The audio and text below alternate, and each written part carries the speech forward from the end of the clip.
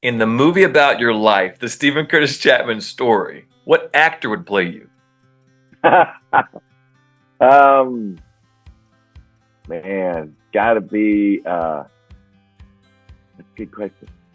I don't know. I kind of think maybe like Matthew McConaughey. Come That'd on. be kind of fun. Listen, That'd be kind of he's crazy. All he's the right, all right, all right, runaway. He's the all runaway right. winner of that question for the guys. Is he really? Oh, that's Yes. funny. I started to go with Brad Pitt, but he's too good looking. And the truth is, it would probably be. Do you know who Jesse? I think it's Jesse Plemons. Is that his name? He was the guy that was in. He was in Friday Night Lights. If you ever watched Oh that yeah, yeah. series, remember he was Landry. I think was like the guy. People have told me that's the guy that should play you. And I'm like, okay, No, we're gonna stick with Matthew McConaughey. We'll put a all call right, in. all We'll right, put a call good, in. thanks.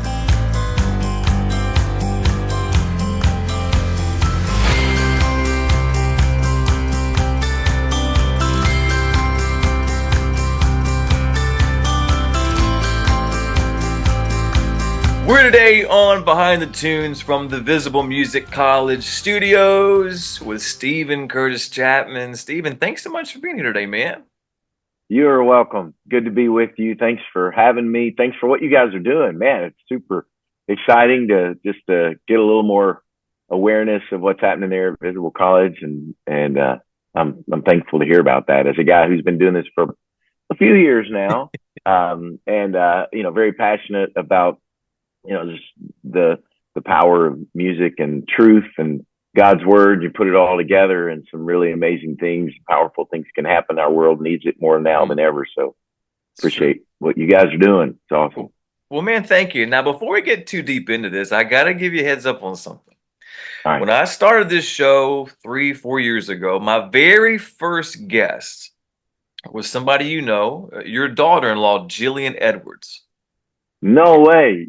My very Yeah. first guest, and she Are was you serious? great. Yeah, she was great. Yeah. At some point, she ended up doing a Yoshi impression from Mario Brothers. I don't know how we got there, but we ended up there.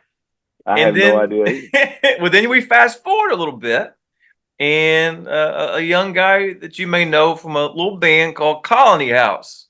Oh yeah. Heard Your, of your them. son, your son, Big yeah, once fan. or twice, yeah. Your Yeah. son Caleb comes on, and Yeah. we talked about everything in the world. I think on that one, we talked about his first song about a football being thrown in the air over Oh and over. yeah. Football in the air. 2-car garage.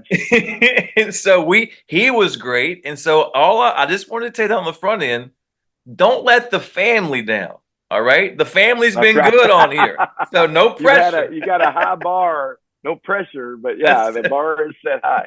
Man, that's awesome. You have had two of the best right there. I mean, Jillian is amazing. Her voice and her heart. I mean, the songs she has continued to write are just so beautiful, and she is an amazing human being. And mama to our newest addition to our family, Jack, Yeah. who just came back in October. So very excited to have Jack and Faye as their daughter, and yeah, Mhm. and then Caleb is man. There's not a better songwriter on the planet, in my opinion. And it's so you had a couple of good ones. So I would say the bar is high. A little side note on 2-car garage that nobody Mhm. knows. A little spoiler.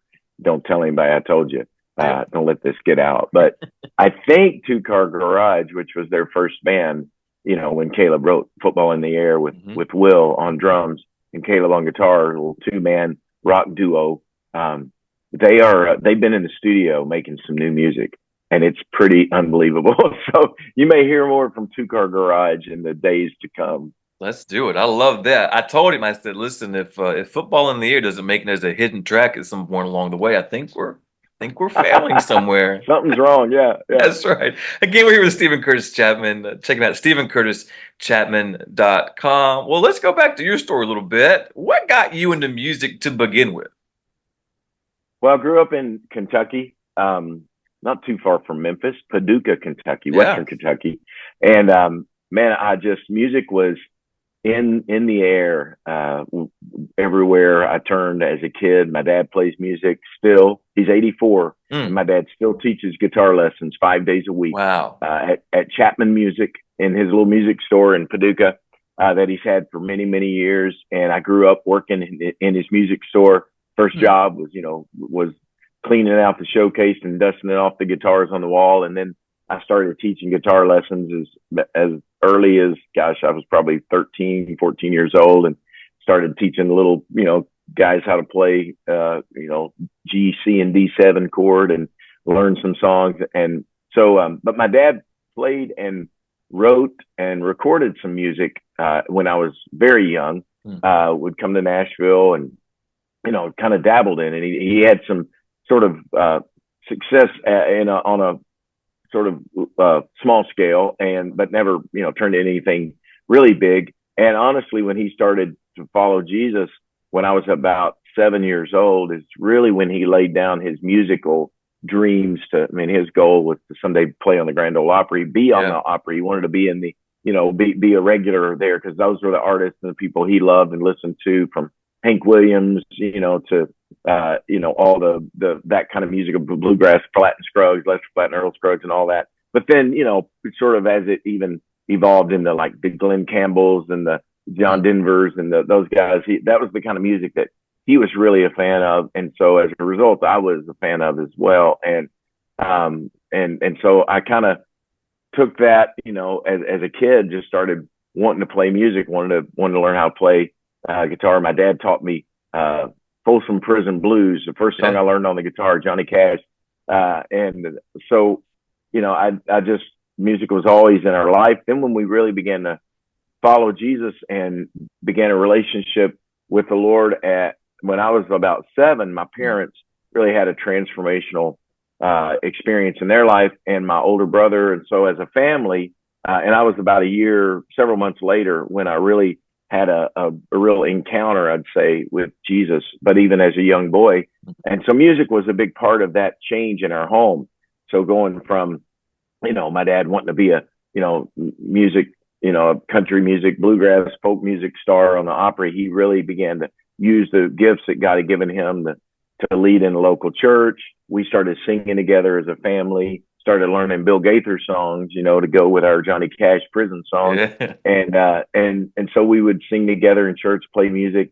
I started writing songs in high school, really just, again, out of this thing. I loved music. It was always had a guitar in my hand as early as 6, 7 years old. I was just, it was just a love of mine. And then, but seeing the power of music when you put truth, God's word, growing up singing those great old hymns, even with theology being kind of infused into, melody.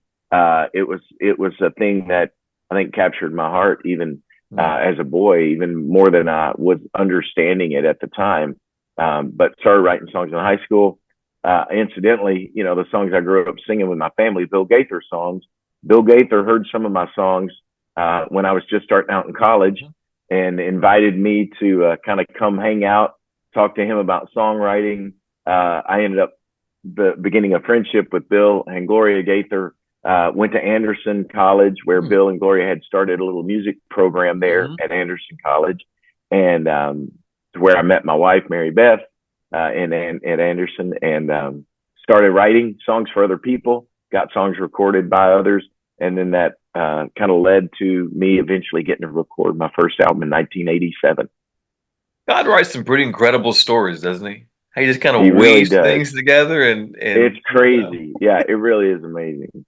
Oh, again, we're here on Behind the Tunes from the Visible Music College Studios with Stephen Curtis Chapman. Check him out at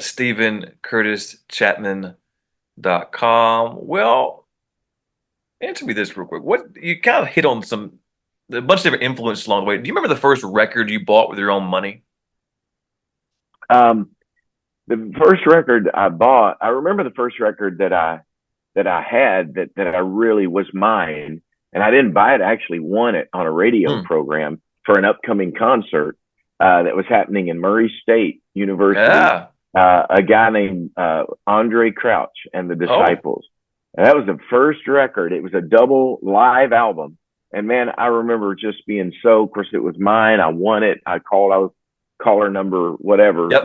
10 on the radio, and I won tickets and this album. And so I went and saw this concert, and my life was changed. I mean, it was the first time I ever saw the power of live music with, I mean, he had back in those days, I mean, Andre had amazing musicians around him, like these world class guys from LA, you know, that were on his tour. And so it was as good as you could get at that time.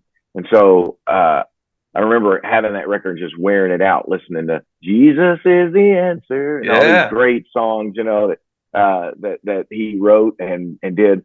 And then, you know, I remember a record, the Eagles record that I wore out. I remember having that Eagles Greatest Hits Volume One. You know, I had Desperado and Take It Easy and Peaceful Easy Feeling, all those, you know, amazing songs. Which, you know, all those were kind of influential, I'm sure, in my style of sort of country and rock and pop and folk all mixed in together.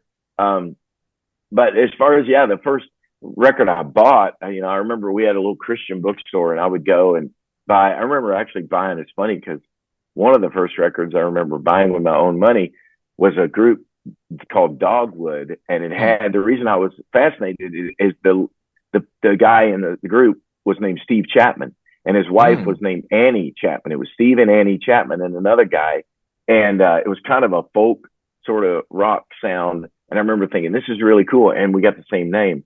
Eventually, what's funny is I would have to change my name because of that Steve Chapman. Because when I came to Nashville and I started writing songs as Steve Chapman, my publisher sat me down and said, "Look, if you're going to really, you know, do this, people are confusing you with the other. There's another Steve Chapman." I'm like, Mm. "Yeah, I remember listening to his record." So they said, "You're going to have to change it to be different, to differentiate yourself from that Steve Chapman." Like, okay, you know, so that's how Stephen Curtis Chapman came to be. So, funny side note. Too funny, yeah, man. And second funny side note here. We don't have time for this story right now, but I, as a seventh grader, once won Stephen Curtis Chapman tickets by being the whatever number caller. And No way. I did. It was back in it was Audio Adrenaline U and Carolyn Aaron's in Memphis, Yes. Tennessee. I won Times of Life backstage. tour. Yeah, well, that's it. That was it. I won backstage Yep. passes and front row seats on a little radio That's station here. Isn't that funny? amazing. Too funny. Wow. Well, keeping that in mind, you talk about on your influences and things like that. If you could open up for anybody, dead or alive, Wow. who would it be? Wow. That's a pretty great question. If it was anyone living or passed on, I am such a massive fan of Glenn Campbell. Hmm. And I just, man, his voice, it's and his songs were so formidable, I guess, in my life early on. And I met him a couple of times, and he actually recorded "I Will Be Here." He covered that and recorded another song I wrote many years ago, right at the beginning of my career, which was mind-boggling to me that Glenn Campbell was singing a song I wrote. But I saw him in his farewell tour. He had a pretty advanced Alzheimer's by the time he finished out his career, and but he was such a influence. That would be a cool show, or Johnny Cash. Let's do, you know, let's just go for broke. Let's have Let's do it. here's the bill. It's me and Johnny and Glenn Campbell, and then, you know, just to cap it off, let's bring out the boss, you know, Springsteen, and let him kind of finish it out. You know, so That'd be a show, there's a wouldn't it? night. Let's do it. Oh, we'll just see how it goes. We'll see how Yeah, it goes. why not? Again, we're here with Stephen Curtis Chapman, StephenCurtisChapman.com on Behind the Tunes from the Visible Music College studios. Stephen Curtis, what's your songwriting process like today? You know, it's one of the challenges of doing what I do, and thinking about like what you guys do with your college there. You know, I had a songwriting class at Anderson where like I said, you know, Bill and Gloria had this songwriting program there that I was able to get involved in a music program, and I definitely learned some great things. I still take something with me from that class Mhm. that I learned early on about a songwriter that was interviewed. Said, you know, one of his methods is to take a song that moves you and really dissect it. Try to just, you know, Mm. take it apart and figure out, why does that move you the way it does? What is that about it? Melody, you know, and just that process will influence you, and you know, it'll strengthen your songwriting and inform you as you do it. And I was like, well, that's cool. And so when songs really impact me, I'm like, man, why does that, what is it about that that does Mm, that? What I find almost every time is it's honesty. When I feel like a song is really honest and somebody's not, just singing a song, that they wrote that's a well crafted, great song. But if I feel somewhere in there that there's honesty coming from the person singing it and they're kind of letting me in, a little bit into their own life and experience and heart, that really moves me and draws me in. So that's always been an important part of my songwriting. I think just to try to keep being really honest with people, even when I don't have the answers. mm, So often with songs we want to say, and here's the answer. I'm a fixer. I was talking to somebody in an interview earlier about a song of mine on my new album that they said they were really impacted by and moved by, called Unfixable. mm, And it's the honesty in it to say, man, there's something. I'm a fixer. I want to fix what's mhm, broken in the world and my life and my marriage and my mhm. family, people around me. And yet, that's a real frustrating thing because there's so much that's not going to be fixed this side of heaven. So what do we do with that? My son-in-law finished his last round of chemo Mm, treatment, coming up, and our prayer and hope and belief is he's going to be well and whole. But even taking that journey, it's like this is not what we expected or right. planned for. How do we fix this? So it's just constant in our world, and I think writing songs that what I've heard though from so many people is, man, when your songs, I feel like you've given me permission, to Mm, wrestle with my own questions and struggles, and yet all of it points back to, well, man, our only real hope is ultimately going to be in trusting God. He's the only one he's in the process of fixing all the broken things, mm. but we're not going to see it yet, until heaven. But are we going to trust Him in this journey? So I think that's, now that's on the, sort of the philosophical, Sure. spiritual side. Just the process of songwriting is interesting with me, just because I really can't put it into a formula, into a program. It's inspiration, it's creativity. It's like the wind, it's going to be one day it's going to be real calm and there's no wind. If you're a sailor, you're like, well, this isn't going to get me anywhere. I've had those days creatively where it's like, I do not feel any breezes blowing. And then some days it's like a hurricane, it's like, oh man, the ideas and, everything's a song and everything's an idea, but just kind of keeping the radar up always to be watching and listening for those ideas and that inspiration. And then, the other part of it is it's like the formula of it's about 10% inspiration, 90% perspiration. There's work, doing Yeah. the work, not just, and that's one of the things I think with songs now too, with writing even with others. Sometimes like, hey, that rhymes and that fits.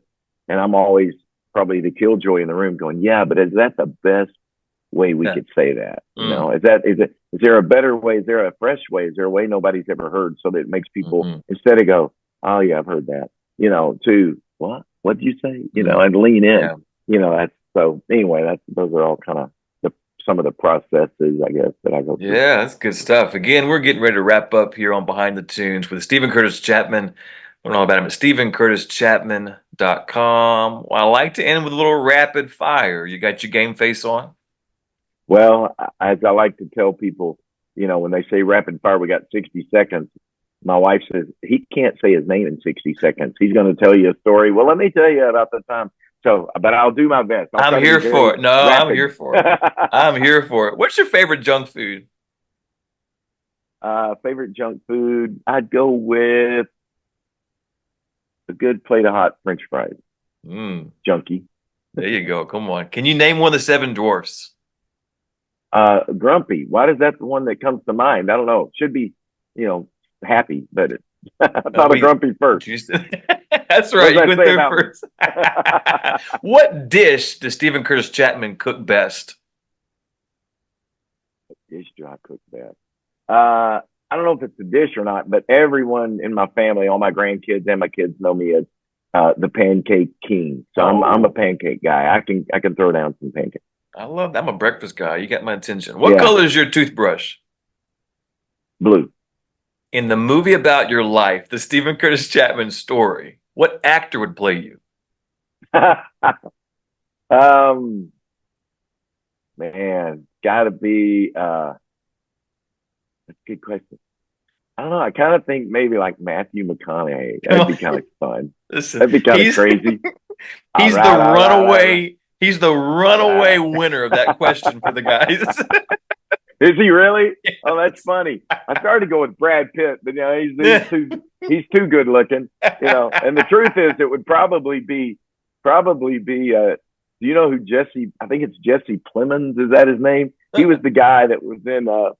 He was in Friday Night Lights. If you ever watched that Oh yeah, yeah. series, remember he was Landry. I think was like the guy. People have told me that's the guy that should play you. And I'm like, okay, No, we're gonna stick with Matthew McConaughey. We'll put a all call right, in. all We'll right, put a good, call in. thanks, thank What's your you. favorite board game? Gosh, favorite board game. I hadn't played a board game in a little while. I mean, because the ones I end up playing are Candyland Yep. with Yep. grandkids. I play that a lot. But I remember liking the game Life. That was Yep. a fun game. So let's go with that. You have a It's been a time while. machine for one day. Where and when do you go? Oh man, time machine for one day. You know what? I think I would go back to the day I got married, Mm. October 13th, 1984. Mary Beth and I in Springfield, Ohio. I just remember thinking I'm going to be really nervous. It's going to be weird. And I remember I smiled the whole day. It was like this is so cool. Everything that's happening about this day is right. I just remember that feeling, and that Yeah. was a good day. Favorite cartoon growing up? Oh man, I'm a big Charlie Brown fan. It's a good one. Snoopy, Charlie Brown. Love it. And last but not least, something you hate that everyone else loves. Man, I think um, onions are the first thing that comes to mind. I don't. I know everybody doesn't love them, but more people love them than True. don't. And I'm like, really? I mean, what's I don't. And my wife always says it's just. I mean, like, why did God give us onions? I don't know, because they just really they make you cry. Yeah. They taste nasty. He's like, no, for the flavor. And I'm like, I know the flavor's terrible. If you bite into an onion, it's like, what? Why? So anyway, but that's I'm going with onions. Well, you talked about Grumpy coming to mind with the Seven Dwarfs being the first one comes to mind. My alarming thing is the number of people I identify with at the thing that they hate. I'm like, yeah, I'm with you. Yeah. I may hate a lot of things. I'm kind of getting concerned. Maybe Oh, that's something we need to look into. I need to pray about it. We'll see how it goes. Yeah. Oh, man. Check him out. StephenCurtisChapman.com. Going to be here in Memphis on March the 3rd. The Graceland Sound Stage right across from beautiful Graceland. Stephen Curtis, thanks so much for being here today, man. I appreciate it. Thank you. Good to be with you, bud. God bless you. We'll see you soon.